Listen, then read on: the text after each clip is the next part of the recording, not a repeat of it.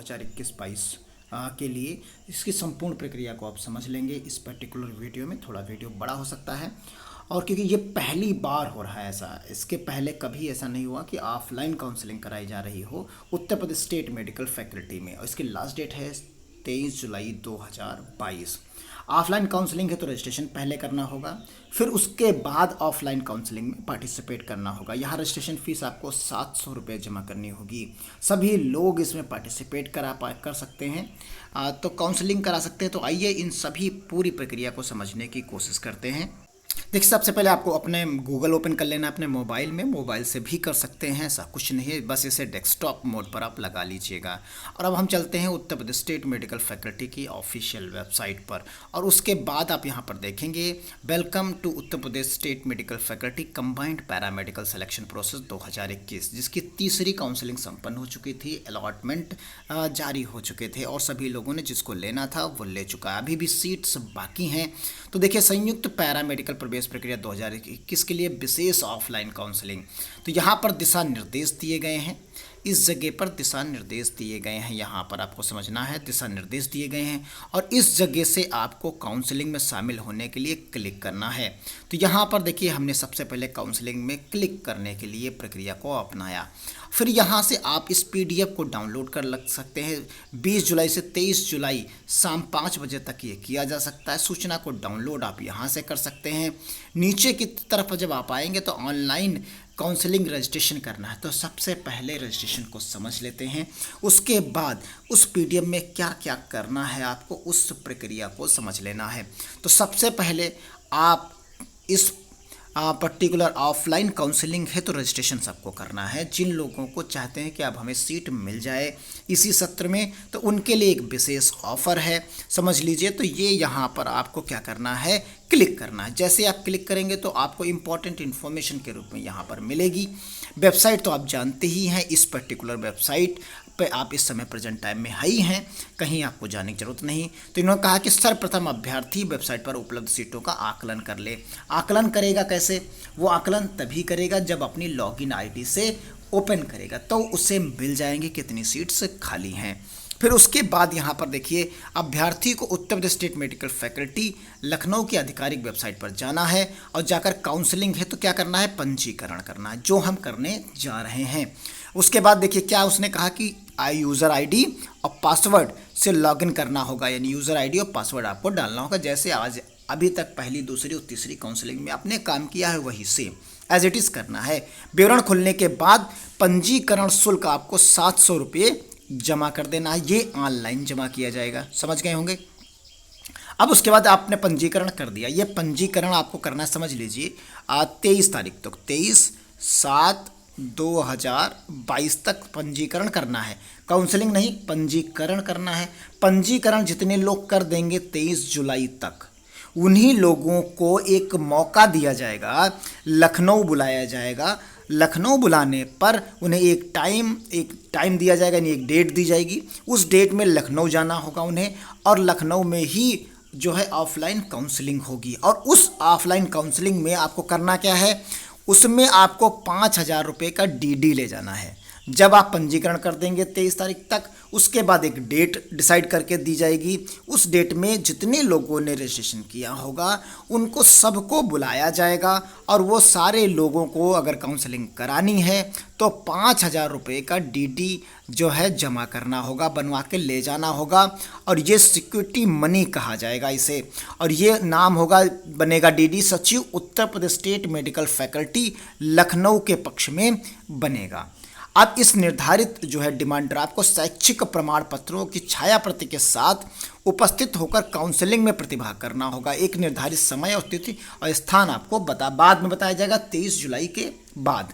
अब आप समझ जाइए, जिन अभ्यर्थियों को आवंटन पत्र जारी किया जाएगा उन्हें डिमांड ड्राफ्ट और सिक्योरिटी मनी के रूप में जमा करना, यानी आपको आवंटन पत्र तभी दिया जाएगा जब आप ये 5,000 रुपये वहाँ जमा कर देंगे। अब आप समझ लीजिए, डिमांड ड्राफ्ट सिक्योरिटी मनी के रूप में जमा हो जाएगा वहाँ पर। डिमांड ड्राफ्ट के अभाव में अभ्यर्थी काउंसलिंग में प्रतिभाग नहीं कर पाएगा। आप देखिए यहाँ, अगर आपने DD नहीं दिया तो आप प्रतिभाग नहीं कर सकते, एवं उसकी सीट, किसी भी सीट पर कोई दावा मान्य नहीं किया जाएगा। आप समझ गए होंगे। अब नीचे देखिए, काउंसलिंग में आने का तात्पर्य ये नहीं है, यानी आपने रजिस्ट्रेशन कर दिया तो इसका मतलब ये नहीं है कि आपको सीट मिल ही जाएगी, यानी आवंटन कन्फर्म आपका नहीं होगा, क्योंकि वहाँ जितने लोगों ने सीट्स के लिए काउंसलिंग की होगी यानी रजिस्ट्रेशन किया होगा, कितने लोग वहाँ पहुँचते हैं, कितनी आपकी मेरिट है, इस पर भी निर्भर करेगा।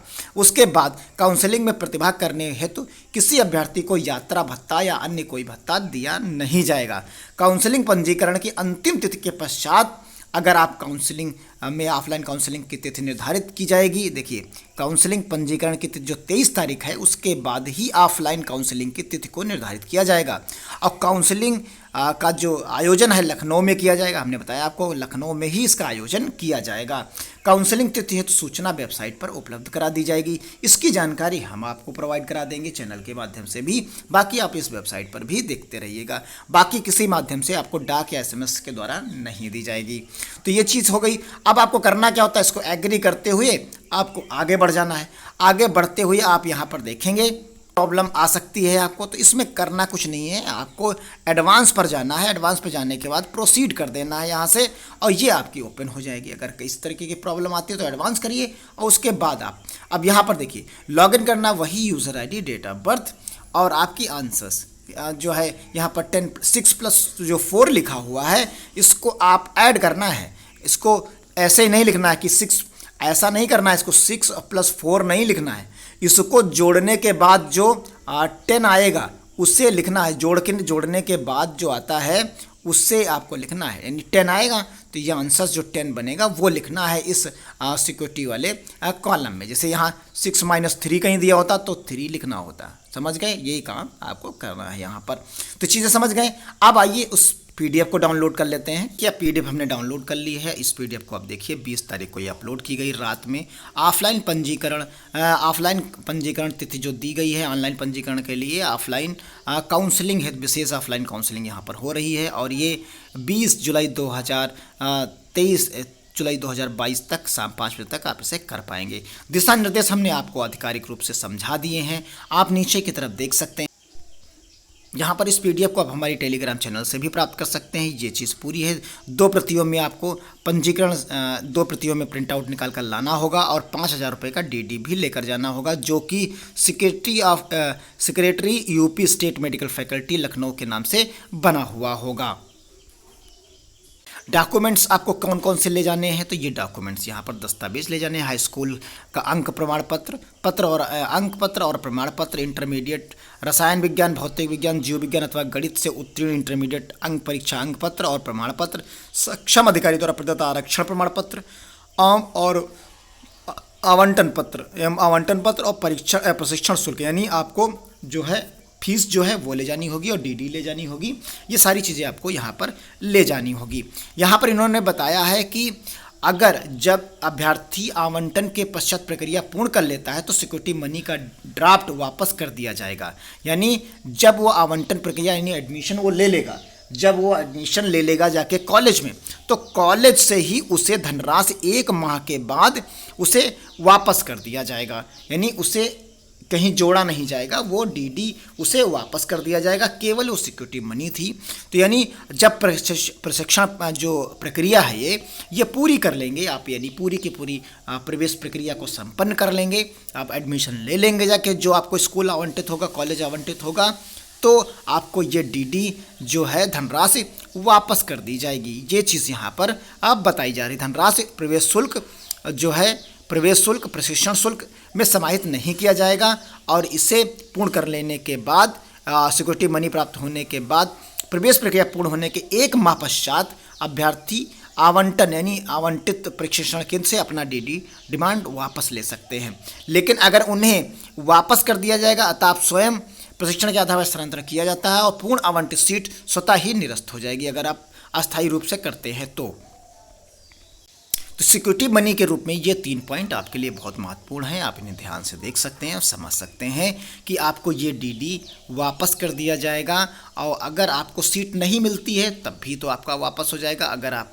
लेके मिल जाते हैं तब भी वापस हो जाएगा। तो यानी कुल मिला के ये सिर्फ लेके जाना है, ये पैसा आपका वापस हो जाएगा जो प्रशिक्षण केंद्र है। यदि अभ्यर्थी आवंटन के पश्चात प्रवेश प्रक्रिया पूर्ण कर लेता है तो सिक्योरिटी मनी का डिमांड ड्राफ्ट यानी ड्राफ्ट वापस कर दिया जाएगा। इसकी धनराशि प्रवेश शुल्क और प्रशिक्षण शुल्क में समाहित नहीं की जाएगी। और ये वापस कहाँ से होगा?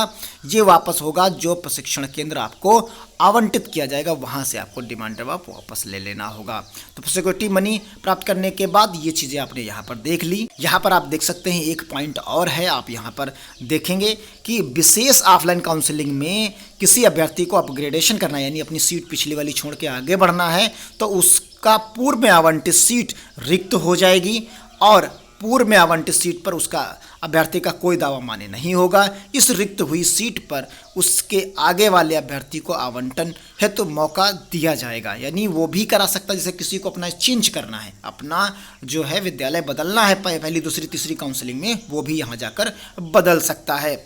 आवंटन पत्र प्राप्त होने के पश्चात अभ्यर्थी को संबंधित प्रशिक्षण केंद्र पर जाकर प्रवेश प्रक्रिया पूर्ण करनी होगी और प्रवेश प्रक्रिया पूर्ण नहीं करता तो आवंटन निरस्त माना जाएगा और सिक्योरिटी मनी जब्त कर ली जाएगी। यानी अगर आपको सीट अलॉट हो गई फिर आप नहीं गए तो आपके 5,000 रुपये चले गए, आपको 5,000 रुपये वापस नहीं होंगे।